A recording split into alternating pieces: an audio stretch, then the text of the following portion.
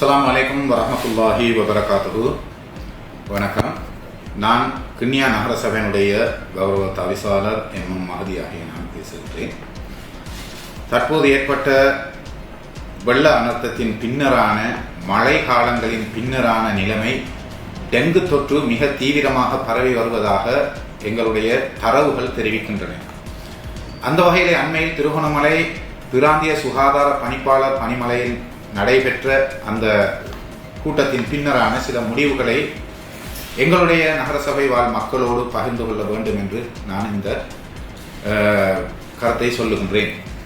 இந்த வேளையிலே அவர்களால் காண்பிக்கப்பட்ட தரவுகளின் பிரகாரம் கூடுதலாக தொற்றுக்குள்ளானவர்களுடைய தரவுகளை தொகுத்து அதிலே பார்க்கின்ற போது 46% மேற்பட்டவர்கள் அலுவலகங்களிலே கடமை புரிபவர்களும் 42% மேற்பட்டவர்கள் பாடசாலை மாணவர்களாகவும் காணப்படுகின்றார்கள்.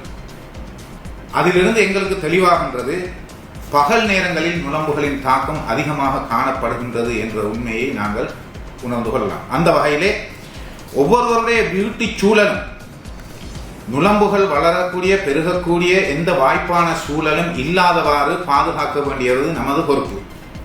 எந்த வீட்டில் நுளம்பு குழம்பிகள் காணப்படுகின்றனவோ அந்த வீட்டில் உள்ளவர்களுக்கு மாத்திரம் டெங்கு தொற்று ஏற்பட்டால் அது கவலை அளிக்க யோசிக்க தேவையில்லை. ஆனால் அதனால் அயலில் உள்ளவர்களுக்கும் சுற்றத்தாருக்கும் பாதிப்புகள் வருகின்றது என்றால் அது எங்களுடைய கவனையினத்தால் வருகின்ற ஒரு செயலாகும். அவர்கள் தங்களுடைய காணிகளை துப்புரவாக வைத்திருக்கின்ற போது அருகில் உள்ளவருடைய நடத்தையால் துப்புரவாக வைத்திருப்பவர்களுக்கும் அது ஏற்படுமாக இருந்தால் அது கவலையான விடயம். ஆகவே நகரசபை தவிசாளனுடைய அதிகாரத்திற்குட்பட்ட பிரதேசத்திலே யாருடைய வீட்டிலே அலுவலகங்களிலே காரியாலயங்களிலே பொது இடங்களிலே கைவிடப்பட்ட காணிகளாக கவனிப்பாரற்று கிடக்கின்ற காணிகளிலே எங்கு நுளம்பு தொற்றுக்கு வாய்ப்பான சூழல் கொள்கலன்கள் பொலித்தீன்கள் பீலிகள் ஃப்ரிட்ஜ் குளிரூட்டிகள் இவ்வாறு பல இடங்கள் காணப்படுகின்றன. வாழை மரங்களினுடைய மரங்கள் அழிந்த பிறகு உள்ள குழிகளுக்குள் மரங்களில் காணப்படுகின்ற குழிகளுக்குள் இவ்வாறான இடங்களில் நுளம்புகளின் பெருக்கம் அதிகமாக இருப்பதாக அன்று எங்களுக்கு தெளிவுபடுத்தப்பட்டது.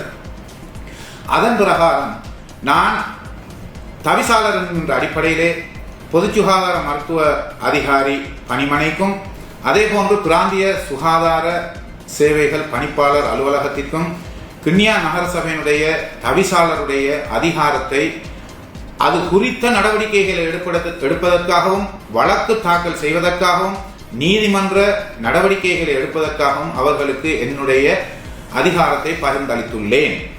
எனவே இதன் பிறகு எவருக்கேனும் வழக்குகள் தாக்கல் செய்யப்பட்டால் அடுத்தவர்களுடைய உயிர்களை பாதுகாக்க வேண்டிய பொறுப்பு கவனையினத்தை களைய வேண்டிய பொறுப்பு எங்களுக்கு இருப்பதன் காரணமாக நாங்கள் தீவிரமாக இந்த டெங்கு கட்டுப்பாட்டுக்குள் கொண்டு வர வேண்டி இருக்கின்றது.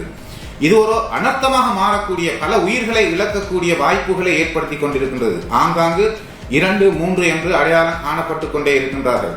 உங்களுக்கு தெரியும் அவற்றை கட்டுப்படுத்துவதற்கு எத்தனை லட்சம் ரூபாய்கள் செலவு செய்யப்படுகின்றன என்று. ஆகவே எங்களுடைய கவனையினத்தால் நடைபெறுகின்ற இவ்வாறான குற்றச் செயல்களுக்கு எந்த தயவு தாட்சணியமும் இல்லாமல் நீதிமன்ற நடவடிக்கையின் ஊடாக முப்படைகள் போலீசார் பொது சுகாதார பரிசோதகர்கள் பிரதேசத்தில் இருக்கின்ற கிராம உத்தியோகத்தர்கள் அபிவிருத்தி உத்தியோகத்தர்கள் எல்லோரும் வருவார்கள்.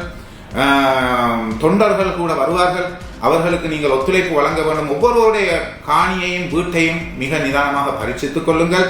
நீதிமன்ற நடவடிக்கைகளுக்கு சட்ட நடவடிக்கைகளுக்கு சென்ற பிறகு எங்களிடம் தயவு செய்து யாரும் இது குறித்து பேசுவதற்கு முனைய வேண்டாம் என்பதையும் கூறி மற்றவர்களுடைய உயிர்களை பாதுகாக்க வேண்டும், நோய் தொற்றுகளை குறைக்க வேண்டும் என்பதற்காக இந்த கடுமையான நடவடிக்கை எடுக்கப்பட இருக்கின்றது.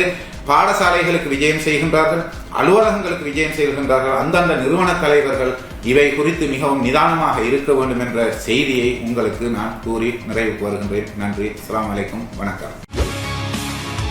செய்திகளை உடனுக்குடன் தெரிந்து கொள்ள உடனே சப்ஸ்கிரைப் பண்ணுங்க.